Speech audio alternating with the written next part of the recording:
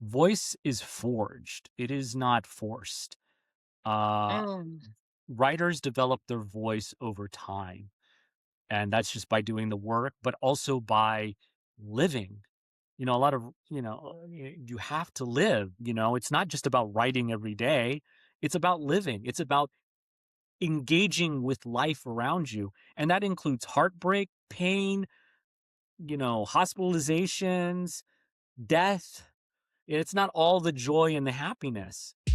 Welcome to Tradition Breakers. I'm Mary Moses, former corporate executive turned creative entrepreneur, and each episode I bring you an inspiring person or message to help more of us in the AAPI community break free from restrictive traditions that are preventing us from going after the life that we truly desire. Let's dive in. This episode is brought to you by Tasty Sounds, a company that I co own, which helps bring experiences and brands to life through music. Whether you're throwing a private event, producing a retreat, or building a brand from the ground up, sound matters. It sets the tone, stirs emotion, and stays with people long after the moment ends. Tasty Sounds delivers curated DJ sets, custom playlists, and full sonic branding, all built to elevate your experience and help your audience feel exactly how you want them to feel. We don't just play music, we shape how people connect with your story. So if you're a founder, creative director, or just someone who knows the power of good music, head to tastysoundsla.com to book a consultation. Ryan Riddle, it is so good to have you on the show.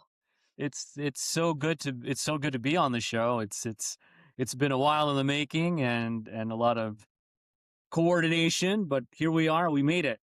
We did. We made it. Just to give you all a little bit of background or context, Ryan and I have been trying to schedule him to be on the show, but life just kept happening. And so we needed to keep rescheduling a Yeah. lot more on my end than Ryan, honestly. But the Ryan's been last a time was really good mine. sport.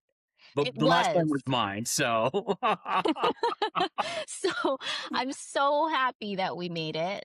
We made it happen. Um, and before we get into your interview, because I'm sure. really excited to talk to you, let me just kind of lay the groundwork a bit as to why you're here and as to why I want to talk to you. Yeah. Ryan is a writer and also a journalist. And I know that a lot of the listeners here for Tradition Breakers, hello, Tradition Breakers, welcome. I know that a lot of you are just entrepreneurs or executives, but a lot of you are also creatives. Some are writers, maybe producers, actors. And I think Ryan will be a great person to learn from things like what his creative process is or how to even get started, right? How to even transition from like traditional 9 to 5 corporate world to writing, or maybe how to integrate both and just create something that works for you all. So, that's what Ryan and I are going to be talking about today, in addition to just also learning about his life and where he's coming from. So, as I mentioned, Ryan is a journalist and a writer. He's actually an award winning journalist. He's Filipino American. He hails from the Bay Area. And he's working on projects that mainly live in the sci fi world, right, Ryan? Right. Yeah. Very. Um, yes. And so we're going to talk a little bit about that too. So why don't we just get started, Ryan? Let's get into the questions that I have Sure. reserved for Absolutely. you. I'm all set. I'm all ready. Hit me. Amazing. Amazing. So let's start from the beginning. Like, can you take us back to the moment when you first realized that writing was something that you wanted to seriously pursue? You mean the moment I broke my mother's heart? Yeah, that moment. That moment. Uh, well, it really happened in junior high. I hadn't really thought about writing seriously or anything as a career or anything like that. Um, I was taking this English class in junior high, and the teacher had us write short stories, and I would always write these stories, and I would have my friends be in it, and they'd be like kind of like Star Trek like stories, or fan fiction or whatever. And I would put all my friends in them, and just for fun. And the teacher said, like, "Do you enjoy writing these?" I said, "Yeah, sure." She goes, "Well, do you want to do a creative writing class next year?" I said, "Yeah." I didn't know that was a thing that you could do. So I did it. Um, and this teacher by the name of Mr. Roberts, he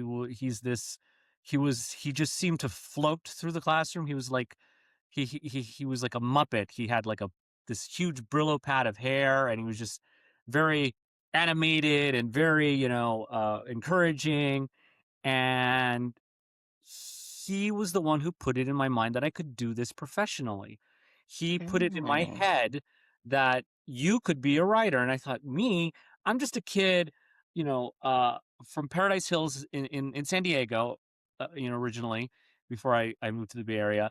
Um, and I thought, kids like me, Filipino kids like me, we don't go into creative arts. We go into the military, or we go, become doctors and Accountants, nurses. nurses, right?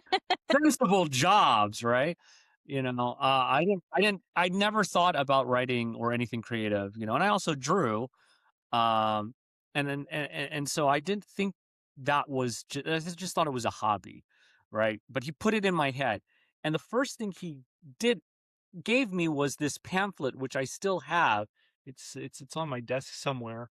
You still Uh, have it? Oh yeah, my I still gosh. have it. Yeah, right here. Um, I still have this pamphlet that my teacher gave me Oh uh, my on god. being a professional writer in screenwriting. And he said, "You could write for Star Trek or whatever TV show or whatever one of these days. That's a career you can do." And I thought, me? No way. But he put the bug in my ear, in my head, that I could be a writer, a professional writer. And so I remember the day I told my mom that, Oh. and and it was I said, "Mom, I think I wanna be a writer." And her first response was, "You're gonna starve." No. Okay, so AKA he's like your mom's arch nemesis. Just kidding. Yeah. Um Sometimes. Sometimes, yes. Very much so. Uh, uh, yeah, she had this very visceral reaction to me being like, "You're gonna starve for the rest of your life." what did Uh you think when she said that? Uh, I was determined to be a writer no matter what, and my only goal for a long time was just to get paid to do it, to prove her wrong. Uh, I mean, my mom had the wrong approach. Like, if she wanted me to be a doctor, she just said, "You could never be a doctor," and then I Right. would have been a doctor.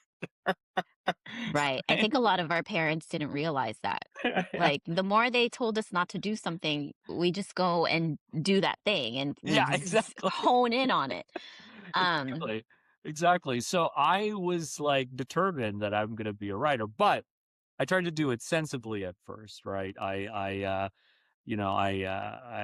tried to follow the expected path, and took classes, AP classes in chemistry and biology and physiology, and early college courses in the sciences too, to have a day job.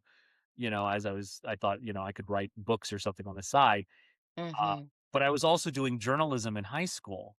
I got into the Mhm. journalism elective in high school. I was working on the school paper, and I had an aptitude for journalism. I really enjoyed in asking questions, writing stories.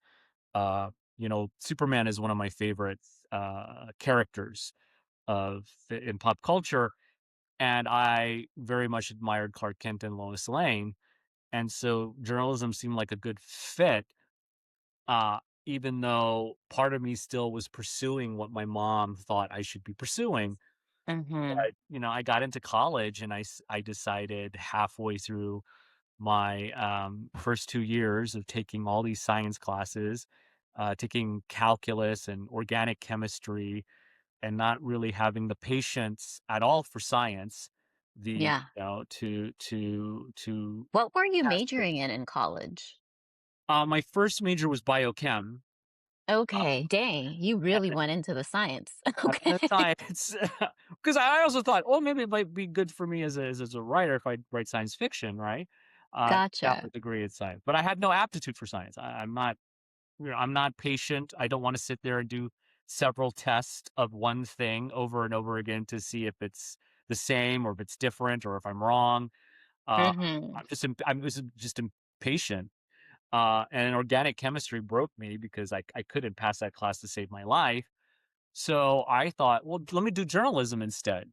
Mhm. You know, that way I can be a writer and I can get paid for it. And this was back in like the late '90s when journalism was still could be a viable career option, Yeah, right? for sure. Yes, Uh, I um, agree. yeah. So it was like, okay, I'll do that. And I went into the journalism program at San Diego State University, and I didn't look back and got my first job was in TV news right after that. And so I started publishing actually in college, articles and getting paid for freelance stuff. And then I was already working at the news station before I actually graduated. So I was already getting paid to be a writer before I even Mhm. got out of college. And to me, that was the measure. Can I get Yeah. paid for this? And can I get continuously paid for this? Whatever it is. It didn't even matter if it was going to bring me fame or fortune or anything. And I wasn't even really after that. I was just after I have a talent, I have an aptitude for something, I have a skill for it. I would like to use that as a means to make a living as opposed to, Mhm. trying something that I'm not a good fit for. And I have made a career continuously over the last 30 years in Mhm. writing in one fashion or another. And it has come with a lot of pivots and, and doubling back and, this and, trial and error. But I have made up to this point a very decent living. I've been able to eat. That was like the baseline. Yeah. That's the baseline is I'm able to eat. And now it's about in the next half of my career, where am I going to elevate that and how I'm going to take all the things that I have learned thus far and transform that into something even bigger and larger, Right. with a little more ambition than just getting paid. Although getting Yeah. paid is really nice. It's really nice, right? It allows you to be creative and continuing Yeah, to do the writing that you want. So yeah, a few things that you said that I want to keep asking questions about. sure. Number one, why sci-fi? What drew you to sci-fi? What interested you? Oh, uh, yeah, my dad is a voracious reader, and so I grew up in a house full of books, a Hmm. house full of genre books, mostly science fiction. I would see him reading it, and I was a huge fan of Star Trek. I was just that's something about that show when I was a kid, when I was like really young, like 2 years old, maybe even younger, just captivated me. And my mom says I've Sure. been watching that since I was two or younger. Do Uh, you know what it was about it? Was it like the characters and fantasy I think it and was a little bit like I was, I'm a Captain Kirk guy, so like like hmm that was the I wanted to be I want to grow up to be Captain Kirk. Uh, mm, but I also think it was the adventure of it, the exploration of the unknown, uh, mm, learning new things, which also kind of dovetail into why I became a journalist as well, because I want to learn about new things. I want to investigate the world. I want to explore the world in different ways. mm, And sci-fi sort of, I gravitated to that because that was seemingly the genre where you're going to go out and you're going to find new things and new ideas and new cultures, and you try to live with them. And I also like the idea of a more I didn't know it at the time. I couldn't articulate probably then, but the whole idea of a more ecumenical society, a society in which race, color, creed, sexuality, none of those things really mattered. What mattered was what you contributed to society and how you could be mm, of service to society. And you know, a lot of that had shaped who I am as a person. Uh, mhm, Also, probably why I like Superman as well. There's a whole idea of you know building a better tomorrow, and I find all those things appealing. And that we can get over our ugliness and all of that.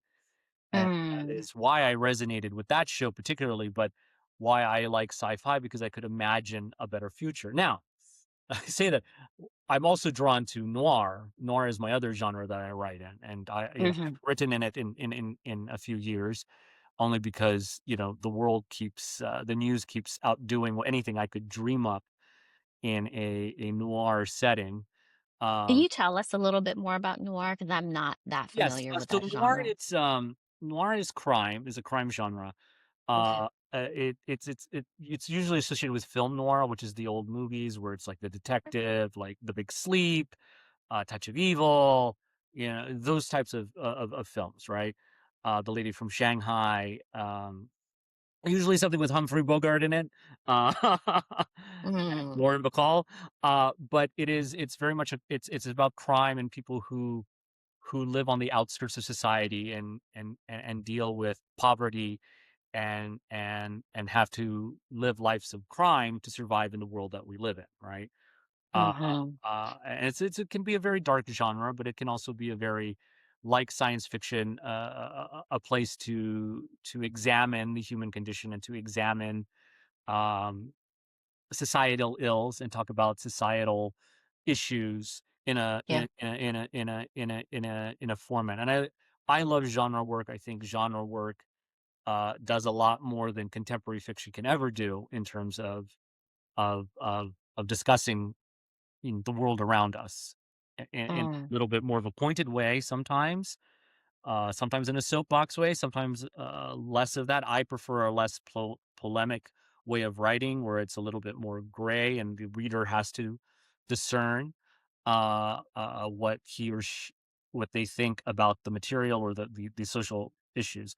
So I think all of that kind of culminates into my interest in both journalism, science fiction, just an investigation of what it means to be human Mhm. at the end of the day. And Mhm. that's very much led a lot of my journalism work. I always lend everything in the eye of a human story. It can be the biggest political story ever, but how does that lens to the person on the street who has to live with the repercussions of whatever this big story is, right? Yeah. Um, Yeah.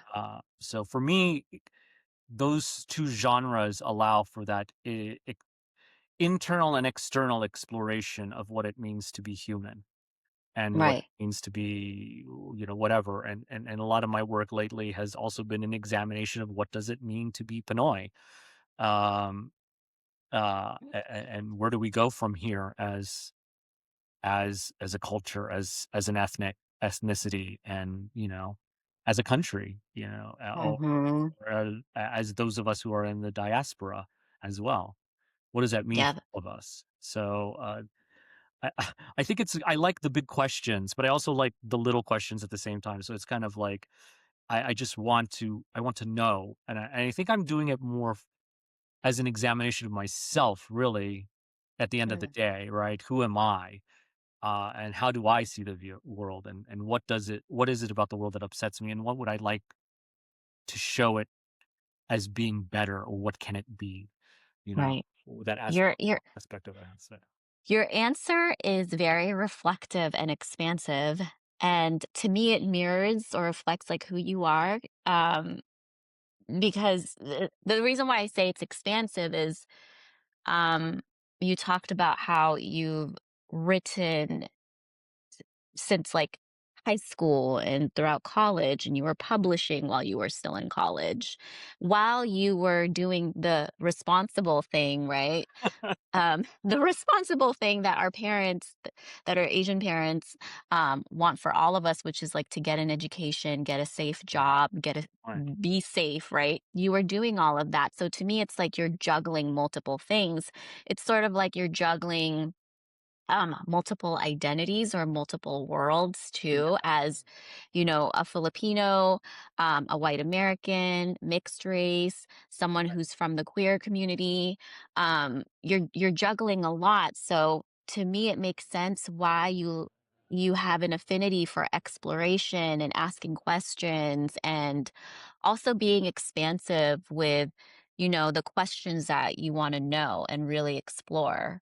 Yeah. Um, so that's really cool. I just wanted to reflect that back to you. Yeah. And Oh, it's also awesome.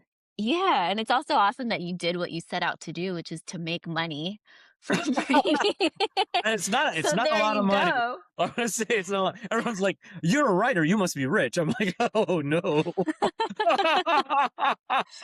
But it shows like uh, it's there, it's possible. Now what you mentioned is it's more just about like elevating your craft now and yeah, really, exactly. yeah, like expanding, again, expanding on what you're doing. Um and with the even the genres that you like, which are science fiction and noir, again, there's a lot of exploring, there's a lot of detective work, you know? Do you ever marry the 2 and integrate the genres together with I your writing? I do. I tend to actually, even though like I tend to mix and match genres a lot in terms of depending on what the story is. I was working on one, but I put it aside because, the world had kind of gotten a little dark after COVID. And I was like, I can't work on anything dark right now. But I was working Mm, on something that was a very dark noir in space sort of situation. But I do try to, even though I don't necessarily like I'm writing in one genre, I do take bits and pieces of other genres and meld it into the work I'm doing. So, mm, it's never like I never think of anything divorced. It's sort of like some writers like to say like, "Oh, I write only drama or I write only comedy." But then I have a philosophy that those things coexist together. So like I actually do have humor in my stories even if they are super serious and very yeah, tonally heavy, right? Because I don't see as much of a separation. I think the more you sort of play and mix and match, it's like having a lot of paints and you just sort of like find which blend of paints creates a new color or a new sort of feel or texture to the canvas.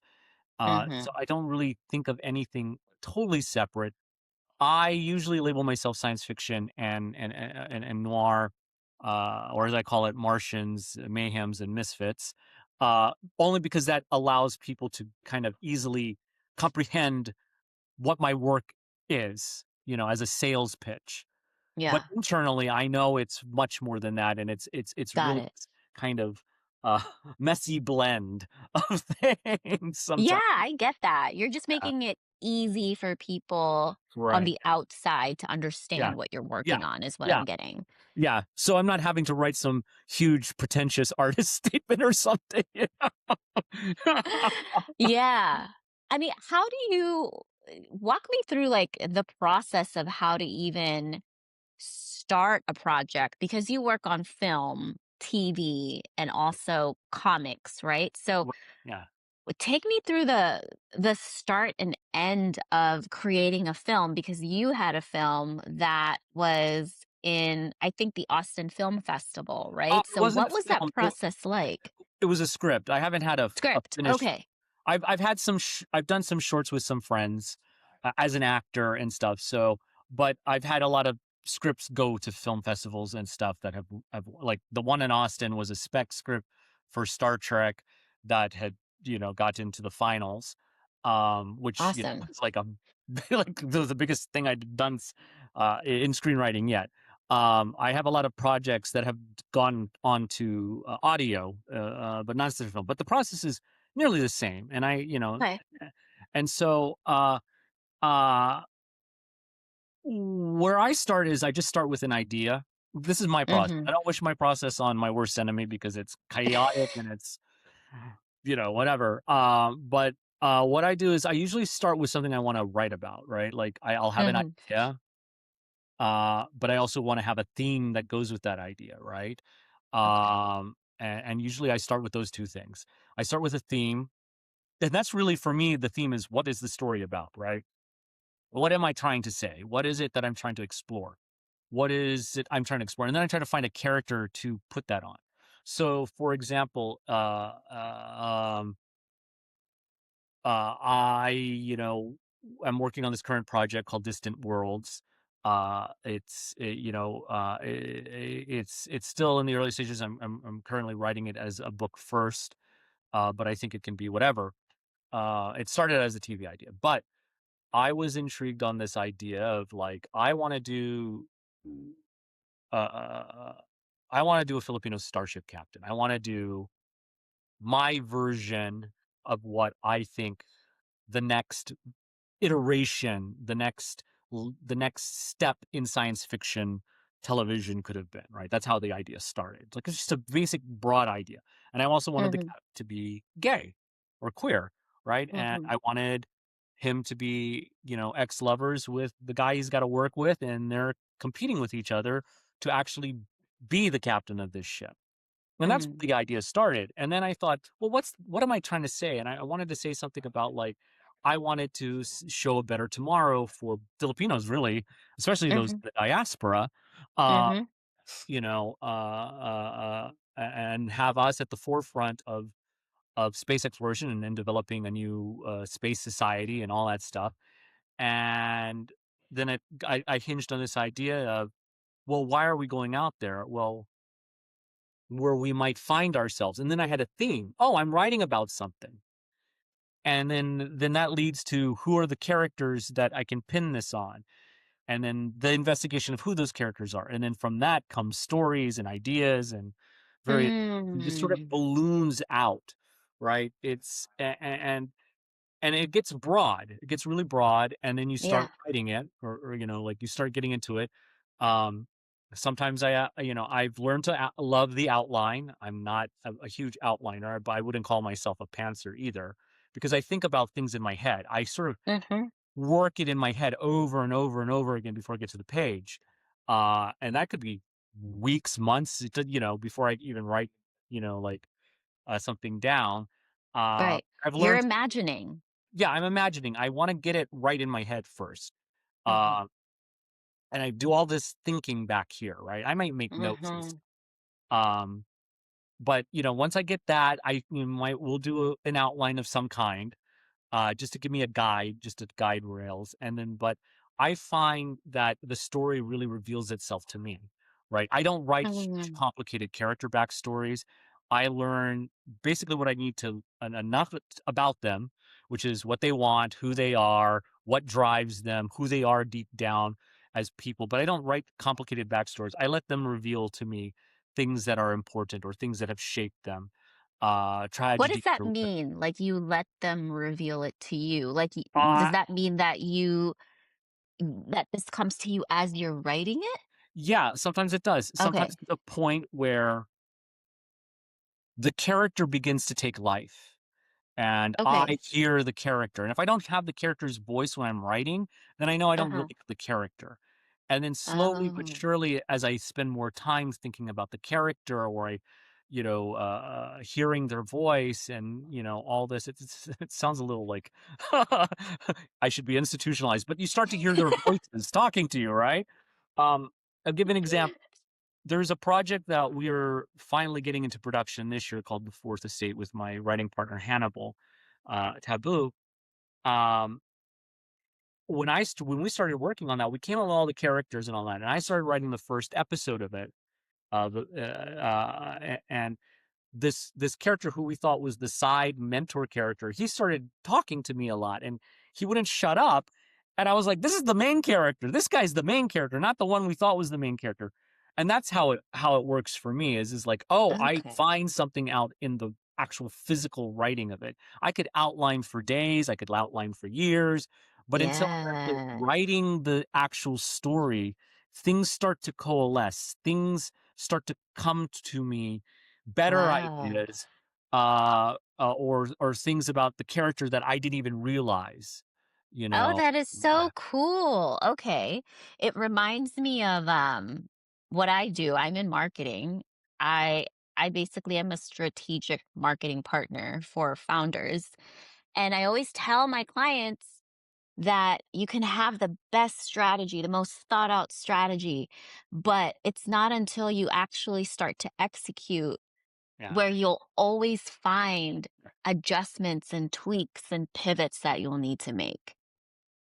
Yeah, So exactly. it's like that, right? It It is sounds like that exactly to like me. that. It is Okay. exactly like that, and having done some as part of my writing career, also done some marketing. Yeah, it is exactly like that. You try things, sometimes they work, sometimes they don't. Sometimes you realize you're using the wrong voice, or you're Mhm. it's not the wrong character, or sometimes you just have to write a crappy version first.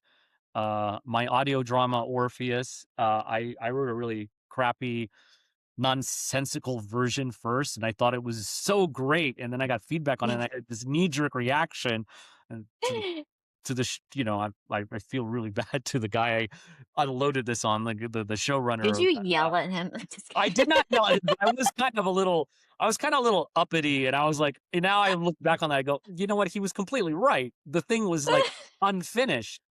And so, like, I took another stab at it, and I was like, "Oh, now I know what the story is about." So sometimes you have to go down like marketing, you gotta go down the wrong road, and you go, "Oh, I'm gonna go Yeah. back. Oh, now we know what we're doing, right?" Um, Yeah, which is and why then it's so important to just do things, right? Like yeah, it movement is. is key, taking action is key because if all you're doing is thinking and planning, like nothing's really happening. No, no, no, and, it doesn't have to be perfect, but it has to exist, right? Exactly. And so Exactly. I always, at least get a draft done. You can fix it later. I actually am one of the few writers that, as much as I don't like getting notes, I mean, who does, right? I'm gonna be honest. I mean, writers, they want you to say, "It's You're great, artists. perfect," right? It's Yeah. great. But, and I really do appreciate the feedback that is critical, like, that'll help make the work better, and I realize that people are helping me. So I used to have a very Right. visceral bad reaction to feedback early on in my career, but, I like rewriting because to me it's like, oh, now I have the basic shape, right? Now Right. it's about getting the details and whittling away a little bit more of the marble, or Yeah. a little bit more of the stone, to get closer and closer, and you're refining and refining. So I actually enjoy the rewrite process, because then I feel like it's Hmm. tighter and it gets better, and once in a while, once in a blue moon, you'll write something and it'll just come out, and that's it. It's done. It's great. I've Yeah. had short story come out that way, and I got feedback where one of my writing idols was like, "This is flawless. I can't find anything to complain about it other than you've misspelled a few words." But that is rare. Yeah. Sometimes Don't expect that to yeah, happen yeah, all the I don't time. expect that every time I write, and I think the only reason sometimes it comes out like that for me is because in journalism, you have to write fast, and you have to write on deadline, and you don't have a lot of time to think, and so, like, it Right. that has actually trained me to be a fast writer, and try to get things within a few drafts, as opposed to, like, endless drafts and endless, rewrites and stuff, but, Yeah. it's rare that something comes out just immediately and it's great, usually Right. it takes a few tries, uh, Yeah. and sometimes it takes putting it away for a while. Like, I still have things that I would like to get back to, because it's either I wasn't ready as a writer, or the idea wasn't fully cooked, or whatever. There was some issue with it, and you just shelve it, and you just like, Yeah. maybe I can use this later. Have you But ever like given up completely on a piece of writing? yes, my first novel. I wrote a Why? novel. Well, it was from my MFA program at Otis, Mhm. and, I had written it really I had gotten stuck in, like, what am I gonna write for this master's thesis? What a da da da. I finally kinda got pigeonholed into something, and it was this novel, which was that took place in the Manila, actually, in the Manila North Mm. Cemetery. And if for those who are unfamiliar, in the Manila North Cemetery, there are a lot of squatters, and sometimes these families pay for these squatters to stay in the mausoleums, and upkeep them. right? And I was very fascinated by this idea of growing up in a graveyard, basically. And so I started writing this novel that was sort of this noir, uh, contemporary thing that used a lot of genre, but wasn't exactly specifically one genre or the other. And this mystery, and it involved a mestizo actor and his mom and all this. And yeah, maybe there was a little bit of psychology that I was working through in that too myself. Um, but I felt inauthentic because I didn't wasn't talking about an authentic experience, right? I did not grow up. Mm, I grew up in the States. So I mhm. kind of had this icky feeling after I'd finished it. And I felt like I was so rushed so that I could get it done for the program, Yeah. that it was not like I looked at it and I said, "There's no way to fix." I'm very fascinated by the idea, but I don't know if I'm the person to write it. Mm, There are some things where I don't want to presume to speak for an experience that I don't have. And I know there are writers who say, "Oh, you can research that and stuff." But I think in this case, being Filipino and being someone who was born in the diaspora, to assume what I know it is like to grow up in Manila, like Manila, yeah. would Mhm. feel inauthentic. So I shelved the book, and Mm, that is the biggest thing I've ever said. I'm going to walk away from it. Maybe I can take the kernel of an idea of it and put it in some other setting that is not the Philippines, and do something different, and maybe mhm, fantastical, maybe science fiction or something. But mhm. I don't want to presume to to to speak as if I grew up there, and presume that I know what life is like there. I did a lot of research. Yeah. I went to the cemetery. I, talked to people. I I did a lot of research in City Hall. And UP, and all this stuff, history, because it was all tied to, like, also history with Ninoy Aquino, and it was just this big ambitious thing that was Mhm. supposed to be this sort of like grand statement about, I don't know, the colonial mentality, and being and the Philippines, and the diaspora and all this. I was just a lot of big ideas, and I don't know if I was a skilled enough writer to handle all of them. But at the end of the day, I decided I wasn't also an authentic enough writer. Um, Mm, I don't mean it that I'm not Filipino. I am very Filipino, but I am not a Filipino that grew up in the Philippines, and decided, who am I to write about that experience that I did not have? mhm. That makes a lot of sense. You mentioned the word authenticity, right? Yeah, It makes perfect sense to me why you walked away from that. So, my question to you is the projects that you're working on now, I'm assuming they feel more authentic to you. they do. They feel more Okay. that are me, especially this current project, Distant Worlds. Uh, Mhm.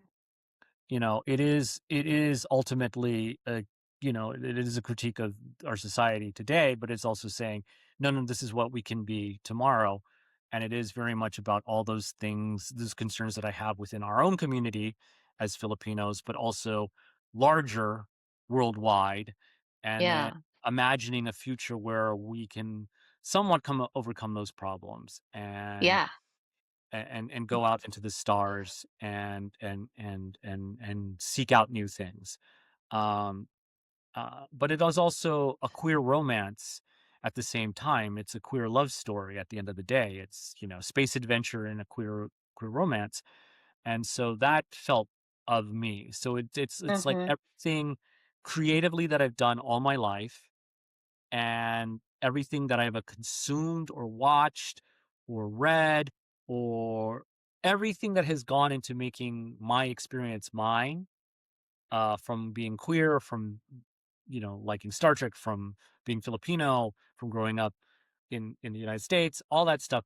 It's all come to accumulation into this work, and it is a work that feels wholly of me. It is whatever makes me me is in this work. Um, Mhm.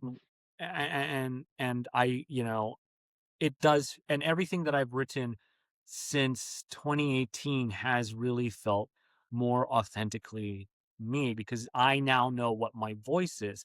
I know more about who I am. Yeah. And I always like to say that voice is forged. It is not forced. Uh, Mm, Writers develop their voice over time, and that's just by doing the work, but also by living. A lot of you have to live. It's not just about writing every day. It's about living. It's about engaging with life around you, and that includes heartbreak, pain, hospitalizations, death. It's not all the joy and the happiness, right? yeah. And a Yeah. lot of my work discusses all of those things. Mm. Another reason why it's authentic. Mhm. It reminds me, it's exactly what Lauren Hill mentioned when she was giving this interview. I can't remember when and with who, but she was basically saying how she can't write when she hasn't really like lived. Yes, So, exactly. like a lot of her work is amazing because she has had those experiences. And so I think that transcends beyond just in the writing world, but also as an artist. Like, how can you Yes. express something that you Yes, haven't lived through and experienced, right? exactly. And I like to say that I mine my own pain for your amusements as a joke, but it really is true. It is true though. It I is. I mine whatever pain I've lived through and I infuse that emotion into the lives of my characters. And that makes it feel more real, one of the greatest compliments I've gotten is for a short story I wrote a few years ago that was published. Uh, Wild, Wild Hearts Run Out of Time is that people thought it was about my life. No, it's Oh, an amalgamation of things that have happened in my life, but it is not one specific. Like I didn't base it on one specific incident, right? It's the emotional part of it that I experienced, but it's not necessarily one mm, to one to my life. But I think that's a great compliment because that means I've touched them in some way that they feel this story is really authentic in some fashion, and mhm. that's a wonderful comment to get. Mhm. So aside from forging your voice, right, doing the work, doing the writing, what are some things that writers can do to keep elevating their craft and improving their craft as they go? Right. Oh, yes. One is one to take craft seriously. If you're going to perfect craft, you've got to take it a little bit seriously. I mean, not uptight, pretentious serious, but a little serious, right? So, I have friends that used to get high or have to drink to write, and I'm not one of those people because that's how much I take the craft seriously. That's one of my golden rules. If I'm writing, I don't enjoy any sort of excess, right? I want to be sharp for that. And that works for me. I'm not saying it should work for everyone, but you have to at least at some level take the craft seriously. You want to get better, and by that you want to get feedback from peers, Mm, feedback from people you trust. Don't just get feedback from anyone, but get right. feedback. I'm not a big proponent of writing workshops. I think they tend to. Sorry, that was my dog. It's okay. Someone's at the door. Uh, um, but get feedback from people you trust. Also, try to get feedback from people who are a little higher up than you in terms Mhm. of their writing career. I always believe. Hold on one second, please. Hold on one It's second. okay. Go ahead. Sorry, Take I'll care be of it. right back.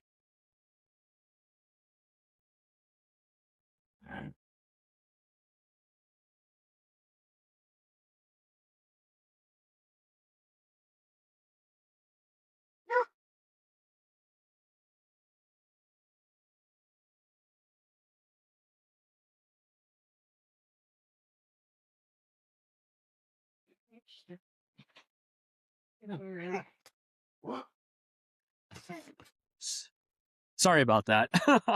No worries. What was I saying? Um, Oh, you yes, were yes, yes. talking about getting advice from peers that you trust. Yes, yes, yes. You know, you wanna get, people you trust. You wanna get a, like, a, as my friend Kaya Alexander says, you wanna get your wolf pack of people Mm. you can trust, whose work you can read and give feedback on and all of that, but also people, that you respect. Because not all feedback is equal, right? Everyone wants, like, oh, I'm going to get feedback from everyone. Well, not everyone's feedback is equal. But I also recommend trying to get feedback from people who are a little more advanced in not only their technique or their writing, or even just a little higher in their careers. I like to think like, I had one of my favorite writers gave back by helping me with some writing, and I fully believe in giving back to writers who are also coming up and helping them. You just want to branch out to different things. You want to experience other things, and then the other part of that is you got to live. You got to go out there and interact with people. You can't write about humanity with by sitting alone. I mean, that's like a cliche, right? The writer who is the introvert and has to sit alone. But there's a part of it where you actually have to go out and experience life and do things and take trips and go to museums and go to bars and go to different city, travel if you can. I mean, I know that's cost prohibitive, but if you can travel, it really helps open up people's eyes to different cultures and different ways of being. Uh, and that the last part of that is get a day job too. I'm not joking. You gotta eat. You gotta sustain yourself. And there's nothing wrong with having a day job that is completely separate from the Yes. job or the passion that you want. Right. I do marketing. I do UX writing. I do other types of writing to sustain the creative writing, Yeah. right? And there's nothing wrong with that. You need to eat and you need to live and you need to feed the dog that keeps barking in the background. It's okay. We'll edit the dog out as much as we can. I loved everything you said. And no, there's nothing wrong with having a day job, No.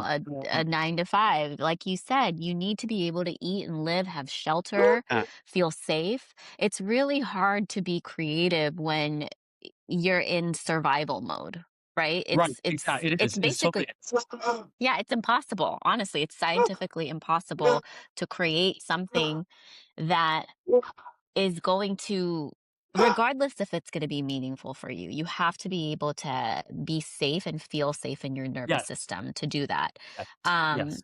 so, a few questions around that. You talked about surrounding yourself with peers, right? That can Right. support you and you support them. Um, how did you get introduced to your peers? What did you do? Is there like a writing meetup or community that you Uh, did? Tell us about there that. there are various ways. Uh, Currently, yeah, social media helps a lot, right? You can find Mhm. lots of Reddit communities in social media. Before Twitter was acquired and you know completely destroyed, uh, that was a good place to actually build a community. There was a thriving screenwriting community in um in on Twitter, and that's how I met a lot of my contemporaries that I am friends with to this day, and collaborate with, or I get notes from. It's how I got involved in one of my projects, Hell California. It's how I got in met with a variety of people. It's how a Star Trek actress asked me to write a script or challenged me to write a script for her character. So, social media has been a very good tool to find those peers and to create that wolf pack, as my friend Kaya is fond of saying. Um Threads is really good too, since TikTok is, yeah, gone through its Thread is thing. yeah. Threads is actually really good because Threads has very specific communities you can join, which is Mhm. fantastic. Um, and Instagram has also been really great to find other writers and connect with. Actually, it's also gotten me connected with, you know, writers who work on Star Trek, and I've been able to talk to them and all of that stuff. So, that's one way of doing it. It also is I've taken classes. I took an entertainment business course, and I met a great deal of my wolf pack through that, um, and also from friends. Just friends have introduced me to people. My writing partner Hannibal and I met during the pandemic and were introduced by my old college friend, our Art. We'd gone to journalism school together, and he had known Hannibal, and he connected us, and now we've been writing as BFFs ever since. And so, and that has been a collaboration that is one of has been one of the most important and fruitful and prolific partnerships in my entire life thus far. And it's just by friends saying, "Hey, you got some interest that this guy has, and he's working on something that you're kind of working on. Why don't you guys talk?" And then that's how it happens. You just have to.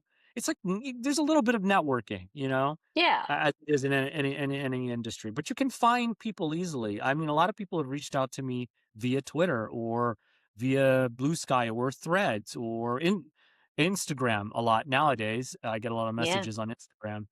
Um, Asking me for advice or things of that nature. And also, by simply just putting your work out there, people will find you. Right. I know a lot of like for myself for a long time I was like I don't want to put anything out there.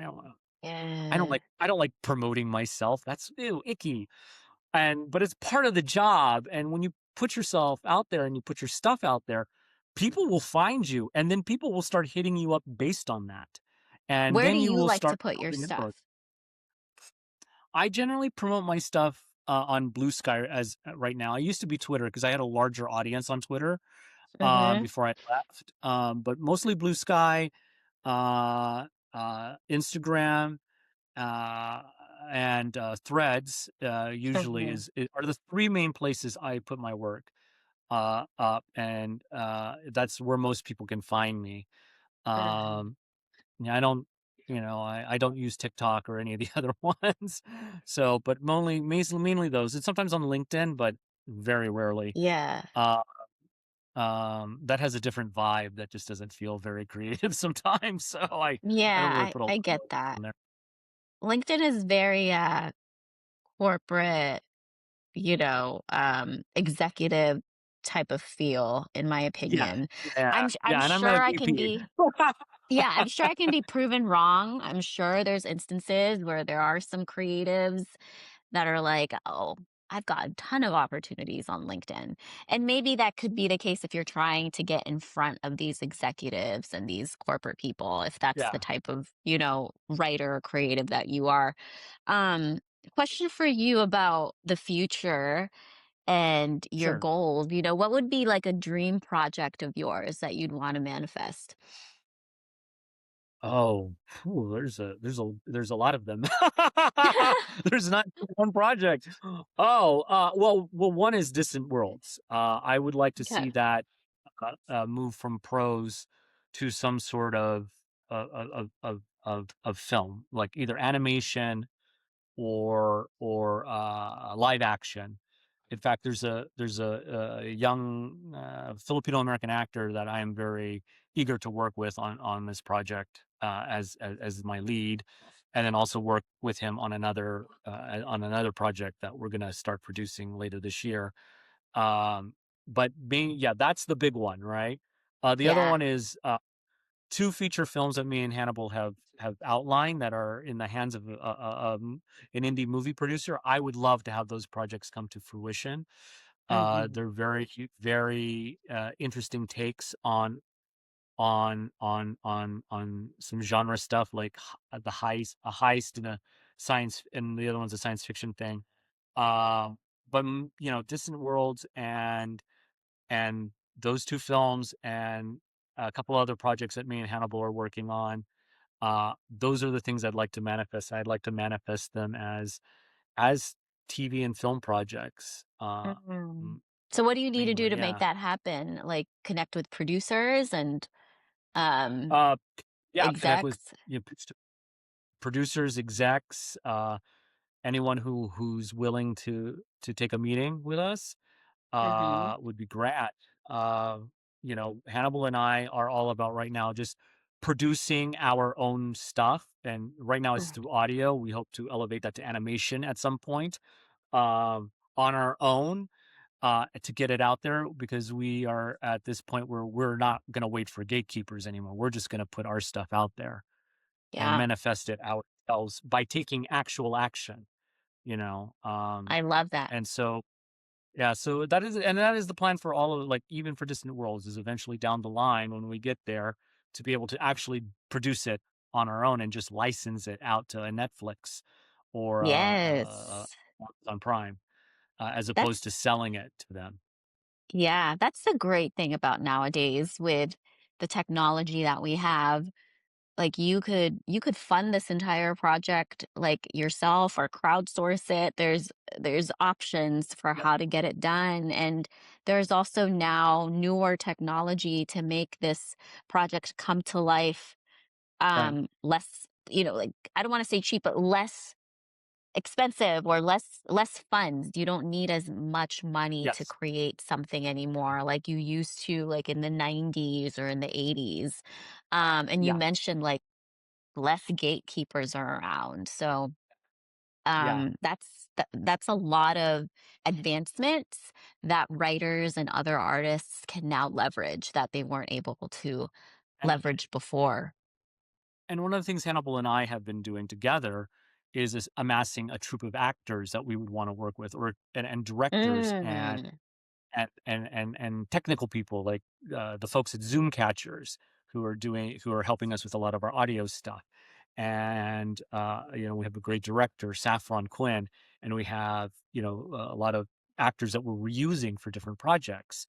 yeah. And we're trying to build our small little, you know, island of Collective. creation. Yeah, our collective of creation, right?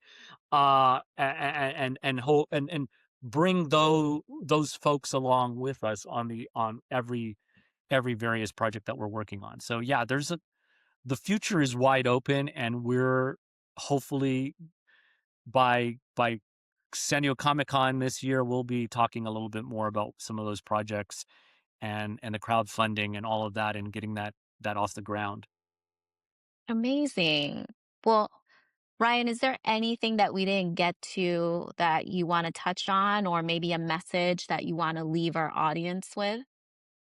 I'm gonna. I like to give everyone the advice that I got as a 17-year-old, pimply faced nerd at San Diego Comic Con, asking, my writing hero, the creator of Babylon 5, J. Michael Straczynski, who is the one who actually called my story flawless that I mentioned earlier. Uh, uh, he gave me, when I asked him nervously, "What advice do you have for writers?"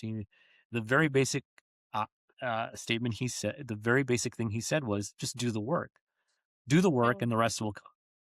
And that is actually my mantra: do the work, and that's what I lead by. I do the work. Regardless of whether or not I know for certain it's going to lead to financial anything, or it's gonna be the thing that makes my career. That's how I won some of these awards. I just did the work and I put it out there. And what we're doing now is recording stuff and doing the work, and putting our stuff out there on YouTube and other things. By doing that, the other stuff comes. It might not be as fast as you want. It may not be overnight. There's no such thing as an overnight success anyway. But you know, uh, it'll come slowly but surely, right? And Mhm. hopefully, it will, in a few years, come to fruition for some of the hard work that we're doing. But it just boils down to, my only advice to new writers, or anyone who wants to do anything creative: just do the work. That's my mantra. I need to have that engraved on my desk somewhere at some point. Just do the work. Do the work or have a t-shirt. Do the work. Do It's the very work. Yeah. Have underrated. that while I'm doing the work. Yeah. It's very underrated because everyone wants to do everything but the work, right? Yes. Everyone wants to create this. And you know this from marketing, right? Let's create systems and this and that. And it's like, well, why don't we just do it in a Google Doc or something? Let's just get it done. Yes. And that's how you find out what system's going to work for you anyway, by just Yeah, exactly. doing the Yeah, work, right? you can And imagine anything, but if you don't do the work, then you're not going to know if it's going to work. yeah, yeah, which is why, going back to what you said earlier, like don't expect perfection or like this excellent outcome or result for everything that you do. It's going to take time. Even in Yeah. sports, you see that, especially Yeah. baseball. My husband is an athlete, so he always tells me, like, if you look at baseball, they fail way more than they actually Yes. succeed in getting their hits. So just Yeah. apply that to life. You're gonna strike out way more than you're gonna hit a home run, and that's Yep. okay. And I think these days it's very inauthentic. It's in the world of social media, I think people have gotten this false sense of how early success comes in life. Like, Yeah. it's not like that for most No. people, right? Unless you really just came from wealth and um, are are like groomed to being like this entrepreneur or this investor or this writer or this athlete from an Yeah. early age. It's most likely going to take you some time because you were not introduced into that world like other people have. So anyway, what I'm saying is, be kind to yourself. Don't compare yourself to other people. You are on your own path, your own journey that our creator has, you know, bestowed upon you. And just like Ryan said, do the work and try to enjoy the work, because that's where the magic is going to happen. Um, Ryan, thank you so much for joining us. Where is the best way, or what's the best way for people to get a hold of you, especially if Sure. anyone wants you to mentor them? You can reach out to me on my website. There's a contact form at ryanthomasriddle.com. You can also find me on Blue Sky as Ryan Thomas Riddle, as well as on Instagram. My DMs are always open, so if on any of those platforms, you can feel free to hit me up. But you can also use the contact form on my website, and I try to get back to everyone as much as I can. Thank you, Ryan. And that is also how producers can help Ryan fund his projects and Yes, manifest them please, to life. please. Yes. Okay. Well, thank you all so much for joining us on another episode. I will see you here next week. Thank you. If you like this episode, consider subscribing, sharing, and leaving a rating and review. Tradition Breakers is produced by Tasty Sounds, and the theme music is by DJ Professor Moses.